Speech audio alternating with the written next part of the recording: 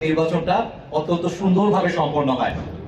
এই জন্য আপনারাও জানেন যে বাংলাদেশ সেনাবাহিনী আমরা আমাদের ব্যাপক পরিমাণে ফোর্স ডিপ্লয় করেছি। It is very less likely যে আপনারা আমাদের প্রেজেন্স দেখতে পাবেন না। সব জায়গায় কিছুক্ষণ পরপরই আমাদেরকে দেখতে পাবেন। আমরা সব যে কোনো পরিস্থিতি মোকাবেলা করার জন্য রেডি। যে কোনো জায়গায় যে কোনো সমস্যা হলে প্রপার চ্যানেলে আমাদেরকে জানাবেন, আমরা অ্যাজ ফাস্ট অ্যাজ পসিবল এটাকে রেসপন্ড করব। তো আমি যেটাকে বিশ্বাস করি, আমাদের যে পুলিশের এতগুলো লোক, আনসারের এত লোক, সিভিল অ্যাডমিনিস্ট্রেশনের এত অবজারভেশন, প্লাস আমাদের আর্মির এত বড় ডিপ্লয়মেন্ট থাকার পরে কোনো নুইসেন্স করার কারো কোনো সুযোগ নেই। নেক্সট, কেউ যদি কোনো নুইসেন্স করে এটা অত্যন্ত কঠোরভাবে দমন করা হবে। আমি কথাটা আবারও বলছি, এত ফোর্স এবং এত কোঅর্ডিনেশনের পরেও কেউ যদি কোনো নুইসেন্স করার চেষ্টা করে সেটাকে অত্যন্ত কঠোরভাবে দমন করা হবে।